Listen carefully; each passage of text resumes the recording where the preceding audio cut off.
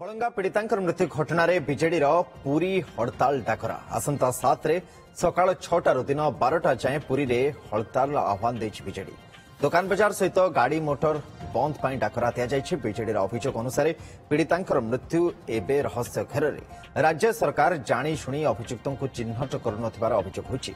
पीड़िता बापा कि चाप पड़ा और कहीं से मत बदलाइले बोली प्रश्न करेछि। कांग्रेस नारी असुरक्षित अभियोग आनी सरकार को घेरी सेपटे बीजेडी को कड़ा जवाब दे बीजेपी कही गला 25 वर्ष में क्यों न्याय दि जाऊला समस्ते जानी देखी राजनीति नक वितर्क आसवा बीजेडी को आह्वान देते बीजेपी विधायक अमन नायक।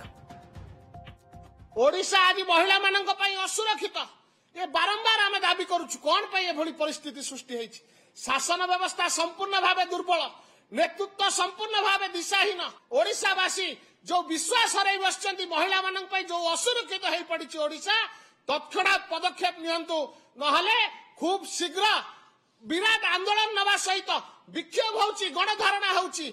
आमे राजरास्ता को ओह्लैबु एवं लड़ाई लड़िबा बिजु छात्र जनता दल एवं बिजु जनता दल। तुरंत सरकार बलंगा केस रे आपण देखुथिबे गोटे फास्ट रु गोटे थिले 3 जण जो तांको घर लोक स्टेटमेंट देखंतु पुलिस रो स्टेटमेंट जो 3 जण निया लगाइथिले से माने कुआडे गले हेबे तुरंत पर्दाफाश कर जो लोक लोचन गणा जाऊ तांको तुरंत न्याय मिलू आमे दाबी करूछु। मुख्यमंत्री इस्तीफा तुरंत दियंतु। 25 वर्ष इतिहास रे आपण देखिथिबे नारी की न्याय दवाई महिला को न्याय दवाई कौ भली भाव आम अतीतर सरकार थिला सबु प्रकार पदक्षेप सरकार नहीं आसामी जे कही हेले भी सरकार ताको प्रति कौन प्रकार कोहल मनोभाव पोषण करूना।